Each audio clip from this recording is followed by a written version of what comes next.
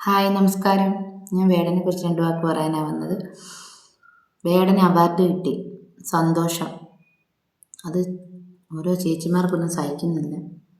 ചേച്ചി കഴിവിനെ അംഗീകരിക്കുന്ന ഏതൊരു കലാരംഗത്തിലായാലും കഴിവിനെ അംഗീകരിക്കുമ്പോഴാണ്. ചുമ്മാതെ ഒരാൾ പാടിക്കൊണ്ട് നിൽക്കുമ്പോൾ ഒരാളെടുത്ത് അവാർഡ് കൊടുക്കുകയല്ല.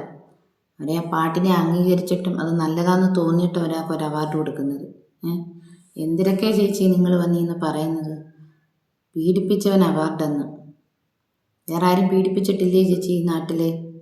എന്തെല്ലാം പീഡന കേസുകൾ! എത്ര കുഞ്ഞുങ്ങളെ നശിപ്പിച്ച് ഈ കേരളത്തിൽ ഇട്ടാവട്ടത്ത് എത്ര കുഞ്ഞുങ്ങളെ പീഡിപ്പിച്ച് കൊന്ന്. ഓരോരുത്തർ കൊന്നിട്ട് ഇന്നും ജയിലിൽ കിടന്ന് അവിടുത്തെ പുട്ടും തിന്നിട്ട് വെളിയിലിറങ്ങി സൂഹിക്കുന്ന എത്ര ആൾക്കാരുണ്ട്. അവരുടെ അടുത്തൊക്കെ എന്താ ചേച്ചിമാർ പോയി ചൊറിയാത്തത്?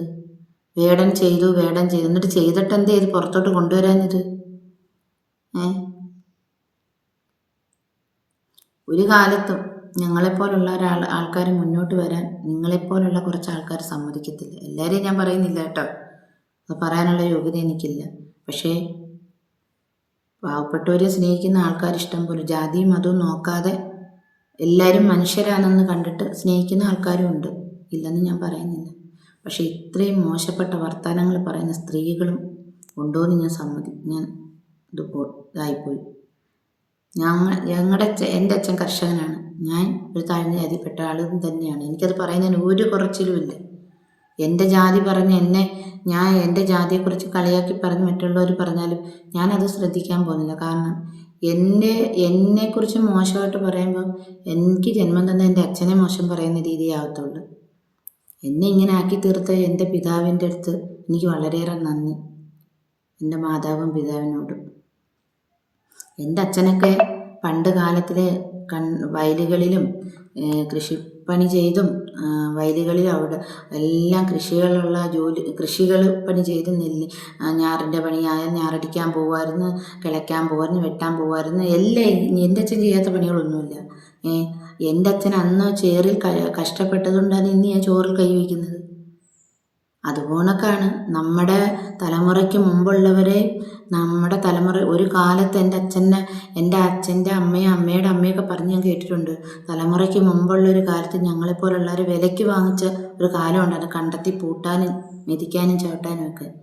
ഞങ്ങളന്ന് എൻ്റെ തലമുറയ്ക്ക് മുമ്പുള്ളവർ അന്ന് കഷ്ടപ്പെട്ട് കണ്ടത്തിൽ മെതിച്ചത് കൊണ്ടാണ് ഇന്ന് ഞങ്ങളിങ്ങനെ ഇരിക്കുന്നത്. ആ കാലം ഇന്നും വരണമെന്നാണ് ചേച്ചിമാരൊക്കെ ആഗ്രഹിക്കുന്നത്. അതൊക്കെ കഴിഞ്ഞു. ഇന്നും ഓരോരുത്തർ പറയും ജാതിയില്ല മതമില്ലെന്ന്. അത് വെറുതെയാണ്. എൻ്റെ തൊട്ട് വീടിൻ്റെ മുറ്റത്ത് ഒരു പരിപാടി നടന്നിവിടെ. അതിൽ കൈകൊട്ടിക്കളി ഉണ്ടായിരുന്നു, നാടൻപാട്ടുണ്ടായിരുന്നു. അപ്പം തെയ്യം കളി എന്ന് പറയുന്നൊരു പരിപാടി ഇവിടെ ഉണ്ടായിരുന്നു.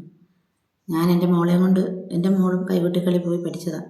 പക്ഷെ മോൾ കളിച്ചില്ല. മോൾക്ക് സ്കൂളിലൊരു പരീക്ഷയൊക്കെ ആയതുകൊണ്ട് പോയില്ല. ഞങ്ങളത് കാണാൻ പോയി.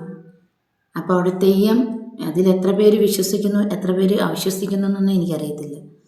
തെയ്യം കളിച്ചുകൊണ്ട് നിൽക്കുന്ന സമയത്ത് ആ തെയ്യത്തിനെക്കുറിച്ചും നാടൻപാട്ടിനെക്കുറിച്ചും തെയ്യപ്പാട്ട് അതിന് ആധികാരികമായിട്ടൊന്നും പറയാൻ എനിക്കറിയത്തില്ല. പക്ഷെ അത് കണ്ട് അതിനോട് ലയിച്ച് അത് ചെയ്യുന്നവർക്ക് അതിനെക്കുറിച്ച് അറിയാം.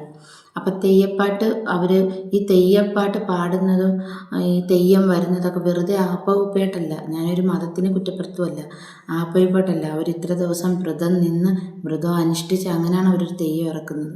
അപ്പോൾ ആ തെയ്യപ്പാട്ട് കുട്ടികളവിടെ പാടിയപ്പം ആ തെയ്യം അനുഗ്രഹിച്ചപ്പം അവിടെ ഇരുന്നൊരു കുട്ടിക്ക് വയ്യാതായി. അത് എന്തിൻ്റെ പേരിലൊന്നും എനിക്കറിയത്തില്ല. പക്ഷേ വയ്യാതായി. അപ്പോൾ ആ കുട്ടി അവിടെ നിന്ന് നിലവിളിച്ചുകൊണ്ട് ആൾക്കാരെല്ലാം പേടിച്ച് നിലവിളിച്ച് കുട്ടി അമ്പലത്തിനകത്ത് നിന്ന് കയറി ഭയങ്കര പ്രശ്നമായി കടന്ന് ഓടി. അവിടെ എല്ലാം കിടന്ന് ഭയങ്കര. പക്ഷേ എന്നെ ഇതൊന്നും അല്ല ഇതാക്കിയത്. അതെന്തോ ആയിക്കോട്ടെ, അതൊക്കെ അവരുടെ വിശ്വാസങ്ങൾ, അതൊന്നുമല്ല ഞാൻ പറയുന്നത്. പക്ഷേ അവിടെ ഒരു കാര്യമുണ്ടായി, അവിടെ ഒരു സംസാരമുണ്ടായി. പക്ഷെ ഇന്നവരാ ഏതവരാണെന്നൊന്നും നമുക്ക് പറയാൻ പറ്റത്തില്ല. ഉത്സവം നടക്കുന്നതിനേക്കാളും ജനങ്ങൾ കൂടുതലായിരുന്നു അവിടെ. അത് ഇന്നവരെന്ന് പറഞ്ഞെന്നും ആ മുഖമൊന്നും എനിക്ക് ഓർമ്മയില്ല. പക്ഷെ ഞാൻ അവിടെയൊക്കെ കണ്ടിട്ടുള്ളവരൊക്കെ തന്നെ ആ അമ്പലത്തിൽ പലയിടത്തുനിന്നും പല സ്ഥലത്തുനിന്നും വരുന്ന ആൾക്കാരില്ലേ. അപ്പം അതൊന്നും അല്ല അവിടെ വിഷയം. ആ കൊച്ച് അത് കണ്ട് പേടിച്ച് അതിനകത്തോട്ട് ഓടിയതോ അവിടെ ഓടിക്കേറിയതോ ഒന്നും അല്ല വിഷയം. എന്തിന് അവളെ അമ്പലത്തിൽ കയറിയെന്ന്. ഇനി അമ്പലത്തിൽ നിന്ന് അമ്പലത്തിനകത്ത് കയറിയില്ല, അമ്പലത്തിന് പുറത്ത് അമ്പലം അടച്ചിരുന്നത്. അവൾ അവിടെ നിന്ന് കതവിലിട്ട് തട്ടി തുറക്കെന്നും പറഞ്ഞു. അപ്പോൾ അവിടെ കൂടി നിന്ന ഒരു പറ്റം ചെറുപ്പക്കാർ പറഞ്ഞെന്തോന്നറിയാമോ, എന്തിന് അവളെ അമ്പലത്തിനകത്ത് കയറ്റി, അശുദ്ധമായ അമ്പലം, ഇനി കലശം കുടയണം, അങ്ങനെ കുടയണം ഇങ്ങനെ. അപ്പം ഈ നമ്മുടെ ഈ കേരളത്തിൽ ജാതി ഇല്ലെന്ന് പറയാൻ പറ്റുമോ? എല്ലാവരും പറയും അമ്പലത്തിൽ എല്ലാവർക്കും കയറാം, ഇറങ്ങാം, പോകാം, വരാമെന്നൊക്കെ പറഞ്ഞിട്ട് പിന്നെ എന്തിനാ ഇങ്ങനെ പറയുന്നത്? ഞങ്ങൾ തന്നെ അങ്ങ് അന്തം വിട്ടുപോയി അവിടെ നിന്ന്. അമ്പലം ദൈവങ്ങൾ എല്ലാവർക്കും ഒരേപോലെ, എല്ലാവരും വിളിക്കുന്ന ഒരേ ദൈവത്തെ തന്നെ, അതാരും മറക്കരുത്. ഞാനിപ്പോൾ ഇത്രയും പറഞ്ഞത് വേടനൊരു അവാർഡ് മേടിച്ചതിനെക്കുറിച്ച് ഓരോ ചേച്ചിമാർക്കും ചേട്ടന്മാർക്കും കുരു പൊട്ടുന്ന ചില ചേച്ചിമാരും ചേട്ടന്മാരൊക്കെ ഇതിനകത്ത് വരുന്നുണ്ട്, വന്ന് വീഡിയോ ചെയ്യുന്നുണ്ട്. പീഡനം ചെയ്തവൻ അവാർഡെന്ന്. വേടൻ്റെ ഭാഗത്തേ ഉണ്ടായിട്ടുള്ളൂ. നമ്മളെ കൊച്ചു കേരളത്തിൽ പീഡനം നടന്നിട്ടില്ലയോ? യോ, ഇതൊക്കെ എന്തുവാ? ഇനി എത്ര മുന്നോട്ട് പോയാലും ഞങ്ങളുടെയൊക്കെ സ്ഥാനം ഇതൊക്കെ തന്നെ ഉള്ളൂ. ആദ്യം നമ്മൾ മനുഷ്യർ നന്നാവുക, അവരുടെ മനസ്സ് നന്നാവുക, മറ്റുള്ളവരെ അംഗീകരിക്കാൻ പഠിക്കുക, എന്നാലേ ഈ നാട് നന്നാവത്തുള്ളൂ. കേട്ടോ? ഒന്നും പറയാനില്ല, ഇത്രയൊക്കെ ഉള്ളൂ.